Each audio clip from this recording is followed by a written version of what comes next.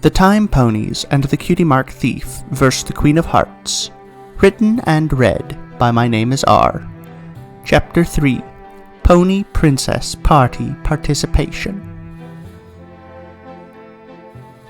Change. Time is like a river. If you make a little change upstream, the changes downstream can be both meaningful and unforeseen.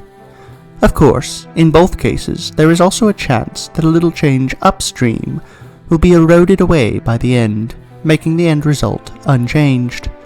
In both cases, it is far more widely observed for there to be great changes, but this could be an example of observation bias. After all, if no great change occurs, then we never think to look. The only way to be sure is to follow the river to its end. When Twilight asked Starlight to bring a friend to the dinner party, Starlight was torn. On the one hoof, it would be easiest to ask one of the Time Ponies to join her, but on the other hoof, they might bring up the project. But after failing to find a new friend to bring with all 5 of Twilight's friends, Starlight was ready to bring a friend from their ranks. Now she sat by the fountain, deciding who to ask. Minuet was friendly enough, but had no filter whatsoever. She would be sure to let slip their secret project. Perfect Pace had headed back to Canterlot to attend his clock store. That left Time Turner and Derpy. I know how to decide. I'll ask Derpy if she knows what we've been doing. I don't think any pony has told her the details, which would mean she can't accidentally tell Twilight. It's perfect! Since Starlight didn't know if Derpy had to work this Saturday, she might as well start looking for her at home. Besides, if there was one thing Starlight had learned about Derpy in the past month, it was that she took her job as male pony very seriously. Better to wait and ask once her shift was over if she had work today. Once she reached Derpy's house, she knocked on the door. A grey unicorn stallion with a purple mane cracked the door open. "Hello, may I help you?" he asked. "I'm here to talk to Derpy. Is she home?" "I'm in the kitchen. Feel free to sit on the couch," Derpy answered. The stallion opened the door the rest of the way and stepped aside to let Starlight pass. She walked into the house and walked over to a wall with pictures hanging on it. Before she got a good look at the pictures, the stallion cleared his throat and she turned to face him. "Hello, miss. My name is Written Script. May I ask for yours?" "I'm Starlight Glimmer. I live in Twilight's castle." "How do you know my sister?" "I met her at the post office, and she took me to see Time Turner." "As a friend, not a mail bearer," Derpy said, as she walked into the small entryway and living room. "I always remember, the Ponyville Post has a strict policy not to share any pony's address. But Doc said I could show any pony where he lives if they seem nice, so I took her home after work." Then 2 foals walked in behind Derpy and stood on either side. "Hello, miss," said the unicorn filly. "Would you like a muffin?" "No, thank you," replied Starlight. "I just wanted to talk to Derpy about some things." She looked at Derpy. "Do you mind if we step outside for a minute?" Script raised an eyebrow, but said nothing, and Derpy shook her head. "Nope. As long as we don't take long, I want to be there when we take the muffins out." "This should only be a minute," said Starlight, leading Derpy into the front yard. She looked around for any pony who might be watching, but it seemed clear. "Do you know what I'm working on with Time Turner?" "Yep, he told me that when he asked me to send the letters the day after we met. But don't worry, the secret is safe with me. Mail mares never give out personal information about their clients. I'd sooner give up muffins than break the postal code." "How many secrets do you keep?" "I can't tell you that. I just told you, mail mares never give out personal information about their clients." "Derpy, how would you like to come to a dinner party with Twilight and Celestia at the castle tonight?" "That sounds great. When should I come? And which castle?" "I'll come pick you up at 6. Have fun with your family." Starlight and Derpy waved and headed off in their separate directions. Derpy walked back into her house, where some of her siblings were waiting for her. Her big brother asked, "What was all that about?" "She invited me out to dinner. Isn't that nice?" "What did you say?" asked Dinky and Ray. I told her that sounded great. Where did she ask you to? Asked Script. She asked me out to the castle. Do you want me to come with you? No, I think she wanted me to come alone. She said she would pick me up here at 6. Dinky, Ray, go play outside. Derpy and I need to talk. The other 3 seemed puzzled as to why the foals had to go for the adults to talk, but outside was fun, so Dinky and Ray left without complaint. What do we need to talk about? Asked Derpy. I thought you were seeing Time Turner.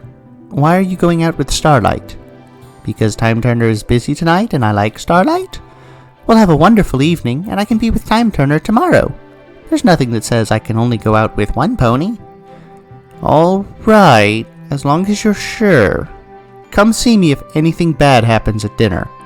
I will. You worry too much. It'll be great. Derpy looked out the window. It's time to come in and check the muffins.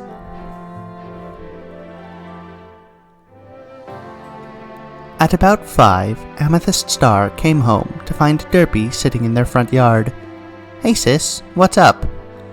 I'm waiting for Starlight to come pick me up at 6. We're going to have dinner at the castle with Twilight and Celestia. Amethyst walked inside and looked at their wall clock. It read 5:15. You have half an hour to get ready. Are you planning to wear anything in particular? Well, I wasn't. Do you think I should wear my postal outfit? I like it, but I thought this was a casual dinner. With not one, but 2 princesses. Why don't you borrow my skirt? It matches your mane and is just right for a party, regardless of whether it's a casual or fancy one. And I'll brush your hair too. It wouldn't do to leave it tangled. Thanks! I don't know what I'd do without you. Don't mention it. After all, what are sisters for? Baking muffins together? Yes, Derpy. That too.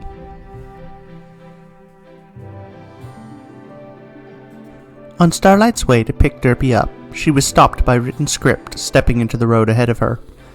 I want to talk to you about tonight, he said, pointing to the side of the road. She stepped off where he had pointed and said, Why's that? Please don't know about my past. Please don't know about my past. I don't want to see Derpy hurt. I don't know what your intentions are, but remember, treat her well. I'm not going to hurt her. I don't do that anymore, I promise. You'd better not, he said, walking past Starlight and turning off the street out of sight. Well, that could have gone better. I guess they really do know about my past. She sighed. At least Derpy was willing to forgive her. She continued on her path until she got to Derpy's house. Derpy was standing in her house in a little yellow skirt. When she saw Starlight, she waved and trotted over. With your skirt, I'm suddenly wondering if I should have found something to wear after all, said Starlight with a chuckle. Is it too much? I wasn't sure, but Amethyst said it would be perfect. Derpy looked down at the skirt. It's lovely, Starlight reassured her. Just don't bring up the project and it'll be fine. I already told Twilight I was bringing you, and she seemed pleased. Relax. You don't have to do anything but be yourself. Really? Really. I even made sure we had muffins on the menu. Derpy hugged Starlight. Thank you! Now, let's get going before we're late. Starlight started walking towards the castle. Yes, ma'am, Derpy said, while bringing her right hoof up, nearly but not quite touching her head. Whoa, what was that? Derpy brought her hoof down and started following Starlight. What was what? That thing you did with your hoof. That was a salute. A salute is how a soldier respectfully hails a superior officer or occasionally a government official, such as a mayor or noble. Okay. They continued on their way to Twilight's castle, in silence. Written Script watched as Starlight led his sister into the castle. He knew he couldn't just walk right in and keep an eye on them, but there was a way he could observe them. He didn't like Starlight, and suspected Derpy might not fully understand the implications of some pony asking her to their residence alone for dinner. And the fact she admitted that she used to hurt ponies made him worried. Just what had Starlight done before, and was she truly past it? He made his way from a bush to the back wall of the castle and put his ear to the wall. He didn't hear anything, and no pony could see him on the outside, so he grabbed the ladder from a bush under one of the windows where he had stashed it that afternoon. He set it up with his magic, cautiously made his way up to the window, and climbed through. Then he used his magic to fold the ladder back up and return it to the bush. Once inside, he looked around. He was in a hallway, stretching in both directions, straighter than the outside implied was possible. This could be a tricky search, but surely no harder than navigating Celestia's palace. He set off to the right and listened for any pony. Starlight and Derpy arrived right on time. They had just sat down when Celestia arrived. Starlight bowed respectfully, while Derpy gave another salute. Celestia chuckled and returned Derpy's salute. Only after Celestia had put her hoof all the way back down did Derpy lower her own. "It has been some time since any pony has saluted me. Normally they either bow or simply offer a greeting. May I ask why you chose that particular gesture?" Derpy began another salute. "A salute is how a soldier respectfully hails a superior officer, or occasionally a government official such as a mayor or noble. As a member of the EUP Reserves, I salute you, Princess Celestia, Solar Diarch of Equestria, as the commander of all military ventures, should you require to do so personally." Celestia returned her salute, and Derpy lowered her hoof once more. Twilight gaped. "Derpy, that was a rephrasing of section 12.3 of the EUP official guidebook. Did you memorize it?" While Twilight and Derpy talked, Starlight and Celestia started eating. "No, I forget pieces of the book sometimes. That's why I make sure to read through it and the Male Pony Guidebook at least once a year." "Now I remember. You're the one who was always checking out the military history books. If you'd like, you can check them out of the castle." "Really?" "Of course.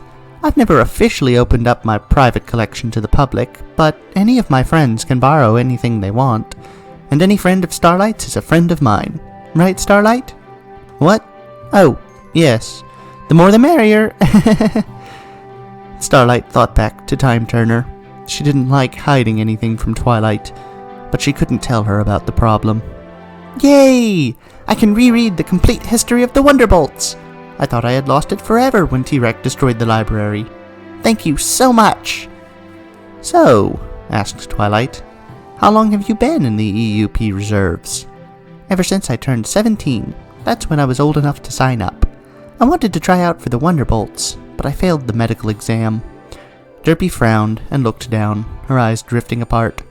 Then she looked up and smiled. "But I passed the EUP Reserve test. Virtut alesque." Written Script was about to give up and go home when he heard Derpy shout up ahead. It sounded happy, so he crept carefully forward. Soon he came to a large green stained glass window. He peered through and saw Princess Celestia sitting across a circular table from his sister, with Princess Twilight on one side and Starlight on the other. He saw them share a laugh, and he relaxed. Maybe Starlight really wasn't so bad. Now he just had to leave without getting spotted, and all would be fine. He turned around and saw Princess Twilight's assistant Spike looking at him. "Why are you sneaking around Twilight's castle?" He sighed. "I misjudged Starlight, and I think I misunderstood my sister." "Your sister?" "Derpy. She said she was going to have dinner with Starlight, and I jumped to conclusions. I don't know what Starlight did, but I guess it really doesn't matter. She regrets it and doesn't do it anymore. Plus, Derpy trusts her. She seems to be a good pony. Would you tell her that Written Script sends his apologies? I'd tell her myself, but I don't want to interrupt the evening, and I should probably go." "All right, I'll be sure to tell her. And next time, just knock on the front door. It's always open." Written Script nodded and went home.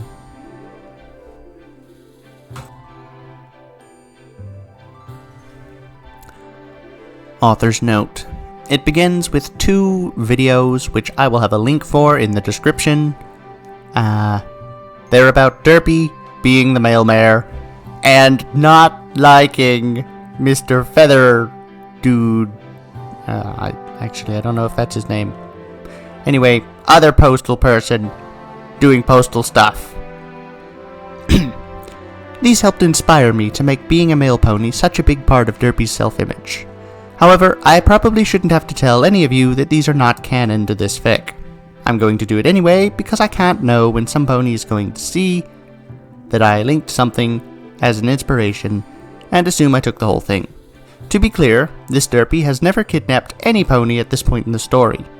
As of writing this note, I do not know if she ever will, although it is not entirely unlikely. Also, Virtut Alesque is the motto of the 111th Fighter Wing and 103rd Fighter Squadron based at Willow Grove Air Reserve Station. I feel the need to say I have never served in the armed forces. Any mistakes I have made were accidental, and I have respect for those who serve any such cause they feel is just. You are braver than I. I hail you in the three-fingered Boy Scout salute. War is terrible, but those who face it often do so for noble reasons. You have my highest respects. Police, firefighters, and other emergency responders too. They lay down their lives that we may live in peace. For God, for country, and for those they leave back home. Let us all take a moment to appreciate all they do for us. I've heard some people are unhappy with the police lately, but they're not bad people. I've known policemen, and they've always been nice and understanding. And before anybody accuses me of never having been harmed by one, my father was arrested once. Even when they hurt me, they were doing the right thing, though. It makes me really sad that they don't seem to be respected these days. Maybe I'm just looking in the wrong places. Please, everybody, they're not the bad guys.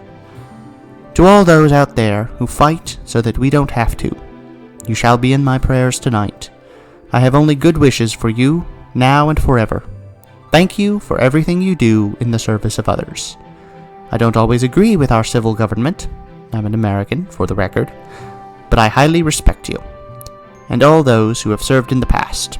Not just Americans, but those from any country who have served in order to protect those they care for.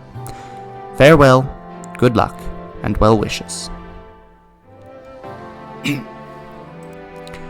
I typed it into Google Translate, and Virtut Alesque comes out as power and wings.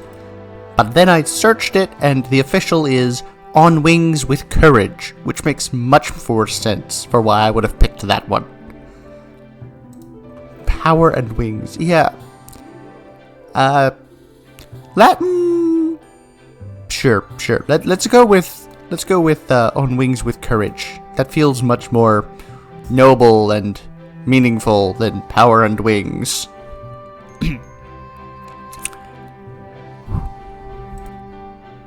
I'm just stopping to consider the part where a stenographer just threatened the wizard. He has no idea who Starlight is.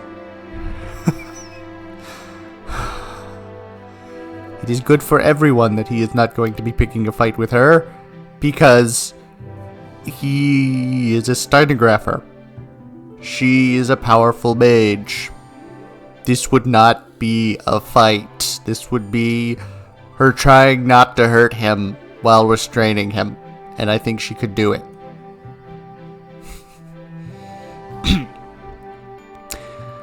Anyway, I can't think of anything else I wanted to say about this chapter. So, I hope you all enjoyed. I hope you have a pleasant time, everyone. Goodbye.